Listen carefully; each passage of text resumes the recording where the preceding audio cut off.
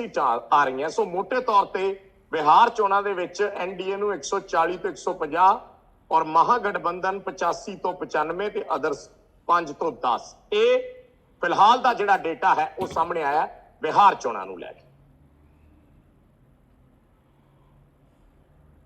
ਤਾਂ ਸਾਡੇ ਨਾਲ ਪੋਲੀਟੀਕਲ ਐਨਾਲਿਸਟ ਜੁੜੇ ਨੇ ਰਾਜੀਵ ਲੋਚਨ ਜੀ, ਸਿਆਸੀ ਮਾਹਰ ਨੇ, ਅਕਸਰ ਇਸ ਚੀਜ਼ ਤੇ ਕੰਮ ਕਰਦੇ ਰਹਿੰਦੇ ਨੇ। ਲੋਚਨ ਜੀ ਬਹੁਤ ਬਹੁਤ ਸਵਾਗਤ ਹੈ। ਕਿਸ ਤਰੀਕੇ ਨਾਲ ਦੇਖ ਰਹੇ ਹੋ ਡੇਟਾ? ਆਪਾਂ ਦੇਖ ਰਹੇ ਹਾਂ ਕਲੀਅਰ ਕੱਟ ਮੈਜੋਰਟੀ ਤਕਰੀਬਨ, ਜੇ ਮੈਂ ਬਾਕੀ ਐਗਜ਼ਿਟ ਪੋਲਸ ਵੀ ਸਾਰੇ ਦੇਖਾਂ, ਅਸੀਂ ਨਿਊਜ਼ 18 ਦਾ ਐਗਜ਼ਿਟ ਪੋਲ ਇਸ ਵੇਲੇ ਆਪਾਂ ਦਿਖਾ ਰਹੇ ਹਾਂ ਸਕਰੀਨ ਤੇ, ਜੇ ਬਾਕੀ ਚੈਨਲਸ ਦੇ ਐਗਜ਼ਿਟ ਪੋਲ ਵੀ ਦੇਖੀਏ ਤਾਂ ਉਸ ਸਭ ਦੇ ਵਿੱਚ ਵੀ ਜਿਹੜਾ ਤਕਰੀਬਨ ਆਪਾਂ ਕਹਿ ਸਕਦੇ ਹਾਂ ਕਿ ਐਨਡੀਏ ਵਾਲੇ ਪਾਸੇ ਜਿਹੜਾ ਝੁਕਾਅ ਹੈ ਉਹ ਚਲਾ ਗਿਆ, ਔਰ ਕਈ ਐਗਜ਼ਿਟ ਪੋਲ ਤੇ ਬੜੀ ਕਲੀਅਰ ਕੱਟ ਮੈਜੋਰਟੀ ਜਿਹੜੀ ਆ ਉਹ ਐਨਡੀਏ ਨੂੰ ਦੇ ਰਹੇ ਹੈ। किस तरीके नाल देखते हो तुसी इस डेटा नु भी और एग्जिट पोल्स को? देखिए, जो एग्जिट पोल का डेटा है, आपने जैसे अभी जिक्र किया कि हरियाणा का केस आपने बताया कि एग्जिट पोल्स काफ़ी गलत हो गए थे। वहाँ एग्जिट पोल एक मोटा अंदाज़ा लगाने के लिए बहुत अच्छे होते हैं, पर एग्जिट पोल्स के साथ प्रॉब्लम ये होती है कि उसमें आपको ऐड करना चाहिए, इस स्टैटिस्टिकल डेटा के अलावा आपको ये भी ऐड करना पड़ेगा कि जो सब्जेक्टिव फीलिंग्स हैं उनके बारे में, और उन फीलिंग्स के आधार पे तो अभी यही लगता है कि जो एग्जिट पोल्स हैं वो मोटे तौर पे सही ही होंगे कि जो बीजेपी आरजेडी का गठबंधन है एनडीए का, ये कहीं ज़्यादा सीटें लाएगा बनिस्बत कांग्रेस पार्टी और इसका आरजेडी के गठबंधन के।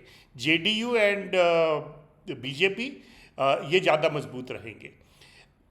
मैं कुछ समय पहले पटना में था, करीब हफ्ता मैंने बिताया पटना में, और वहाँ बड़े सारे स्टूडेंट्स के साथ मिला कैजुअल चीज़ों के कंटेक्स्ट में। उनसे जब बात हुई तो एक बड़ी भारी चीज़ निकल कर आई, वो ये थी कि लोग इस बात पर नाराज़ नहीं थे कि उनका किसी चीज़ में सिलेक्शन ना हुआ हो।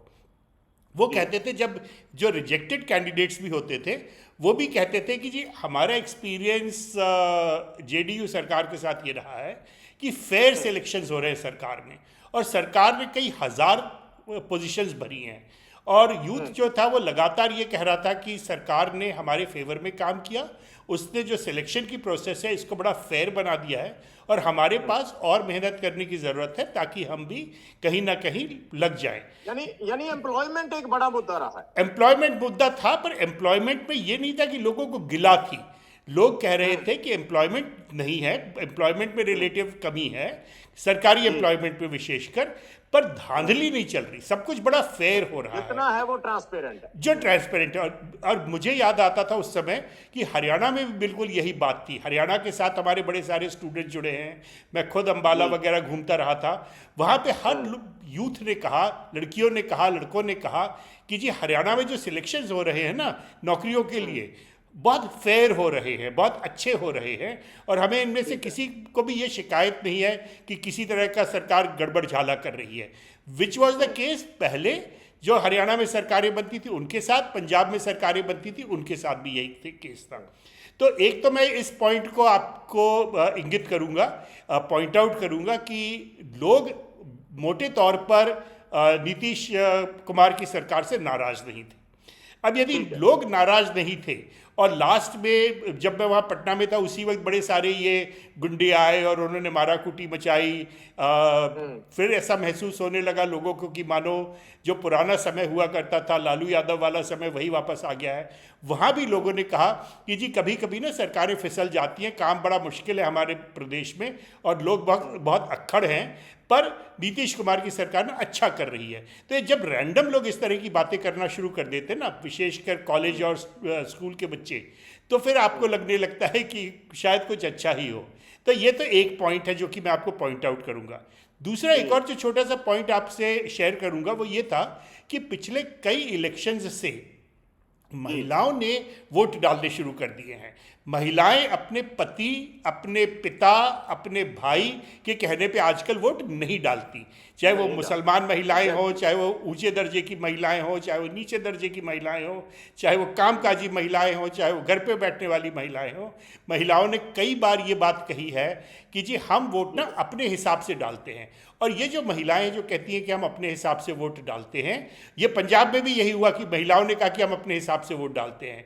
जो नेशनल इलेक्शन हुए उसमें भी लोगों ने यही कहा, बिहार में भी यही बात बार बार सुनने को आ रही थी। इस बात के साथ जो जुड़ी बात है वो ये है कि महिलाएं एक कंस्ट्रक्टिव काम के लिए, कंस्ट्रक्टिव पॉलिटिकल प्लेटफॉर्म के लिए वोट डालने के लिए तत्पर रहती हैं।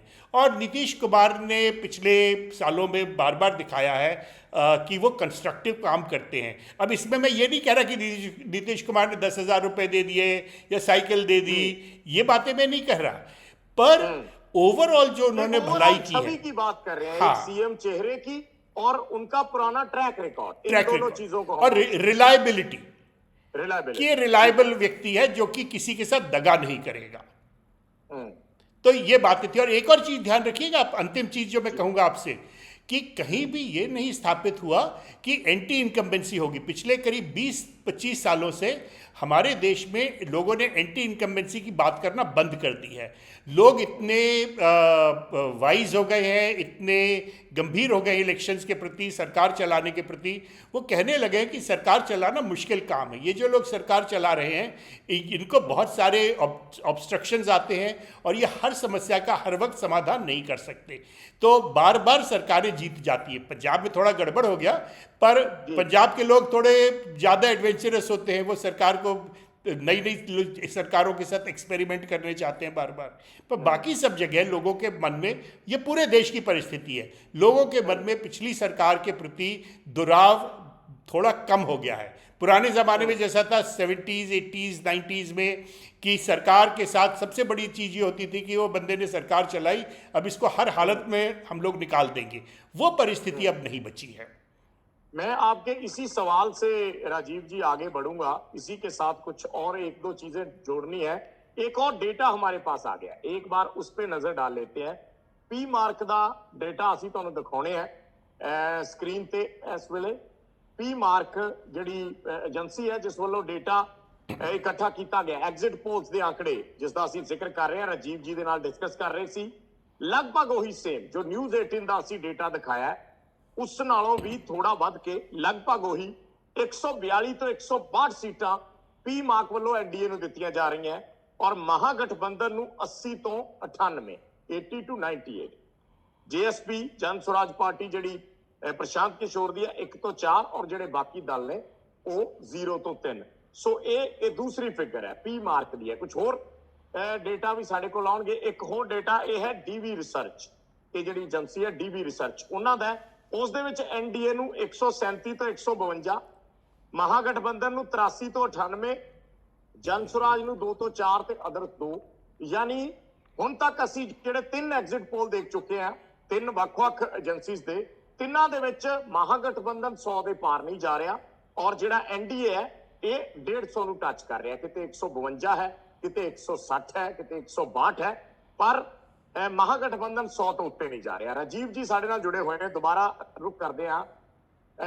ਉਸ ਤੋਂ ਪਹਿਲਾਂ ਇੱਕ ਹੋਰ ਡਾਟਾ ਅਸੀਂ ਦੇਖ ਲੈਂਦੇ ਹਾਂ ਰਾਜੀਵ ਜੀ ਕੋਲ ਜਾਣ ਤੋਂ ਪਹਿਲਾਂ। ਪੀਪਲਸ ਪਲਸ, ਇਹ ਵੀ ਇੱਕ ਕੰਪਨੀ ਹੈ, ਪੀਪਲਸ ਪਲਸ ਏਜੰਸੀ, ਜਿਸ ਵੱਲੋਂ ਇਹ ਡੇਟਾ ਇਕੱਠਾ ਕੀਤਾ ਜਾਂਦਾ, ਐਗਜ਼ਿਟ ਪੋਲਸ ਕੀਤੇ ਜਾਂਦੇ ਨੇ। ਉਹਨਾਂ ਦੇ ਮੁਤਾਬਕ ਐਨਡੀਏ ਨੂੰ 133 ਤੋਂ 159 ਔਰ ਮਹਾਗਠਬੰਧਨ ਨੂੰ 75 ਤੋਂ 101। ਇਹ ਪੀਪਲਸ ਪਲਸ ਨੇ ਕਾਂਗਰਸ ਨੂੰ 100 ਦਾ ਅੰਕੜਾ ਛੁਆਇਆ ਹੈ, 100 ਦੇ ਅੰਕੜੇ ਨੂੰ ਟੱਚ ਕੀਤਾ ਹੈ ਕਾਂਗਰਸ ਤੇ ਉਹਨਾਂ ਦੇ ਜਿਹੜੇ ਸਹਿਯੋਗੀ ਦਲ ਨੇ ਮਹਾਗਠਬੰਧਨ ਦੇ ਵਿੱਚ। ਜੀਐਸਪੀ 0 ਤੋਂ 5 ਤੇ ਅਦਰਸ 2।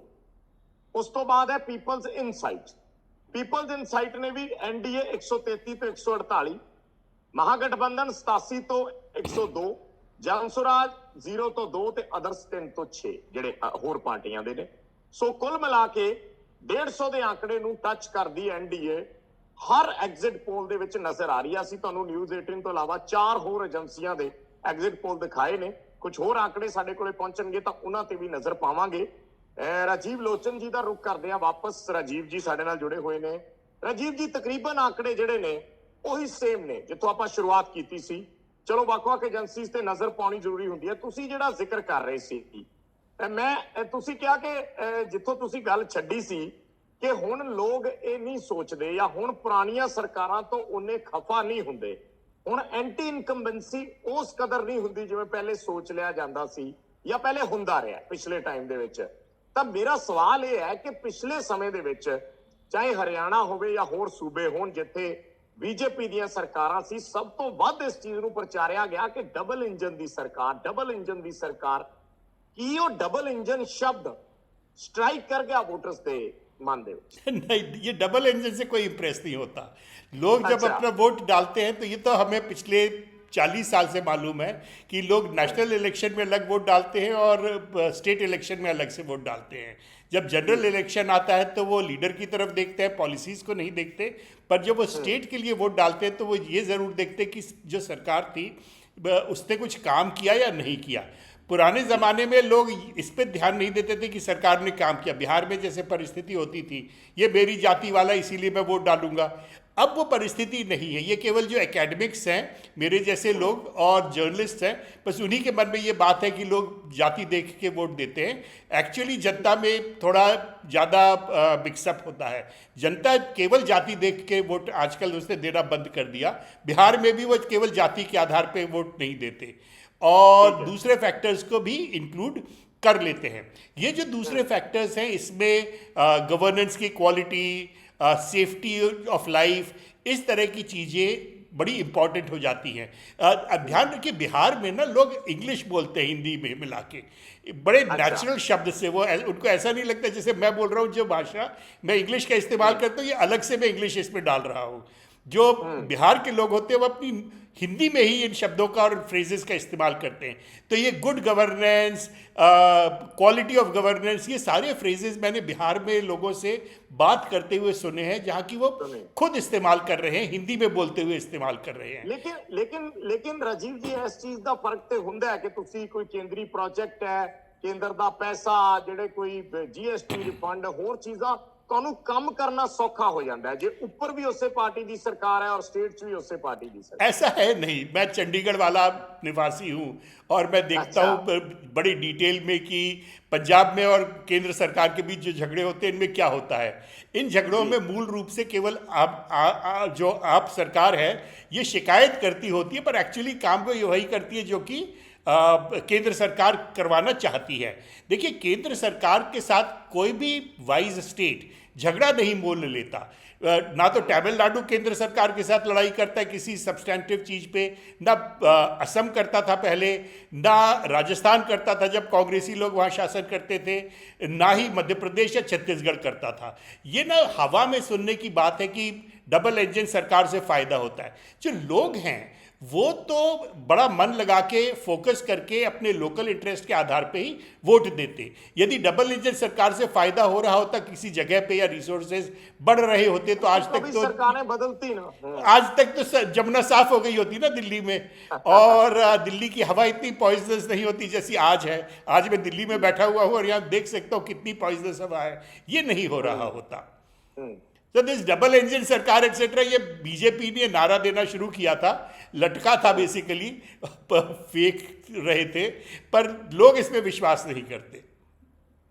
अच्छा, इसमें यंगस्टर्स और फीमेल वोटर्स का कितना बड़ा रोल है? मेरे ख्याल से तो ये जो चुनाव का नतीजा अंत में निकलेगा, ये इसलिए नहीं निकलेगा कि वयोवृद्ध अधेड़ उम्र के आदमी वोट डाल रहे थे, वो इसलिए निकलेगा क्योंकि जो महिलाएं थी, हर उम्र की महिलाएं, और जो यूथ था, इन्होंने दिल खोल के नीतीश कुमार के लिए वोट डाला। ये बीजेपी के लिए वोट नहीं डाल रही है, नीतीश कुमार के लिए वोट डाल रहे हैं।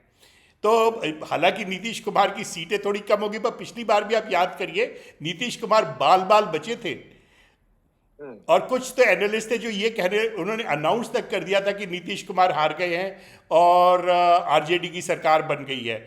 और जैसे जैसे कुछ मिनट और बीते जिसमें कि रिजल्ट्स आए, तब पता चला कि आरजेडी तो वाइप आउट हो गई है और नीतीश कुमार आए हैं।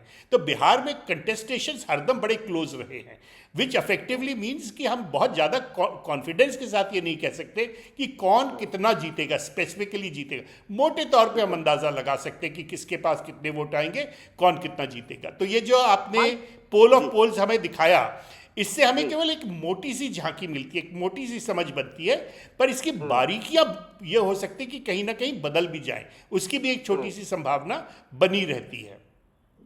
माइग्रेशन इशू है राजीव जी? माइग्रेशन बहुत बड़ा इशू है। अच्छा कि आपने याद दिला दिया, बिहार में 40 लाख से ऊपर माइग्रेंट लेबर है, और ये माइग्रेंट लेबर केरला जाता है, तमिलनाडु जाता है, आंध्र प्रदेश जाता है, तेलंगाना जाता है, बम्बई जाता है, पंजाब आता है और वोट डालने के लिए जाता है। कल ही मुझे एक व्यक्ति मिला था दिल्ली में जो कि वोट डाल के पहले फेज के बाद आया हुआ था यहाँ।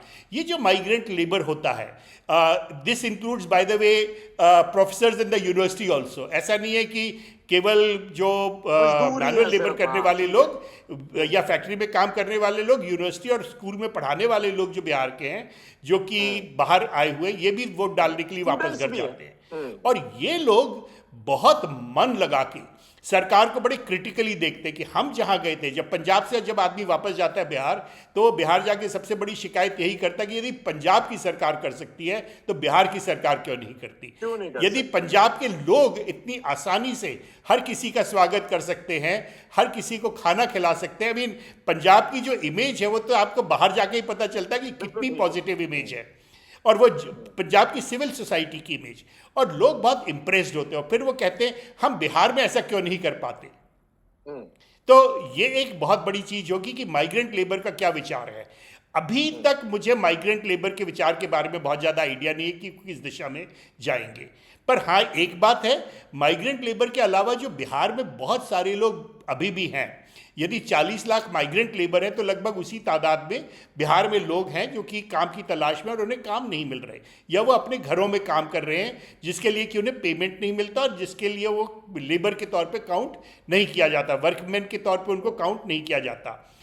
ये जो लोग हैं, इन्हें अब आभास होने लगा है कि संभावनाएं हैं, हम कुछ नया कर सकते हैं बाहर, और हमारी सरकार हमारे लिए ये जॉब्स क्रिएट नहीं कर पा रही। पर सरकार जो पिछले कुछ समय में नीतीश कुमार ने छोटी छोटी इंडस्ट्रीज के लिए स्कीम्स चलाई थी, एमएसएमईज के लिए स्कीम्स चलाई थी, उनसे लोगों को थोड़ा लगने लगा है कि शायद हम में भी क्षमता है जिसके कारण कि हम आगे काम कर सकते हैं। चलो, मेरा एक आखिरी छोटा सा सवाल है राजीव जी, एग्जिट पोल्स पे कितना रिलाई कर सकते हैं? एग्जिट पोल्स पे आप उतना ही रिलाई कर सकते हैं जितना कि आप हिस्ट्री और पॉलिटिकल साइंस के एक्सपर्ट्स पे रिलाई कर सकते हैं। ये भविष्य में देखने वाली बात है, और जैसा कि बार बार बड़े वाइज लोगों ने कहा है, पीछे ना देखिए आगे की देखिए। पीछे की जो होने वाली चीजें थी, जो हो गई हैं, उनसे आपको आगे के लिए कोई सीख नहीं मिलने वाली। चलो, ठीक हो गया तो हम भी कह देंगे कि बड़े देखो सटीक एग्जिट पोल्स निकले हैं, और गलत हो गया तो वैसे भी मीडिया पे बात आ ही जाती है बहुत सारी चीजों पे। अरे एक बार और आ जाएगी। बहुत अच्छा है कि एग्जिट पोल से एक तो आभास होता है ना कि हमें अपनी जो स्किल्स हैं उनको शार्पन करने का मौका मिल जाता है। बिल्कुल। शुक्रिया राजीव जी, बहुत बहुत धन्यवाद साडे नाल जुड़न लई, पूरा एनालिसिस करन दे लई। राजीव लोचन जिन्हां वल्लों ये पूरी इस ते फैक्टर वाइज गल कीती गई है।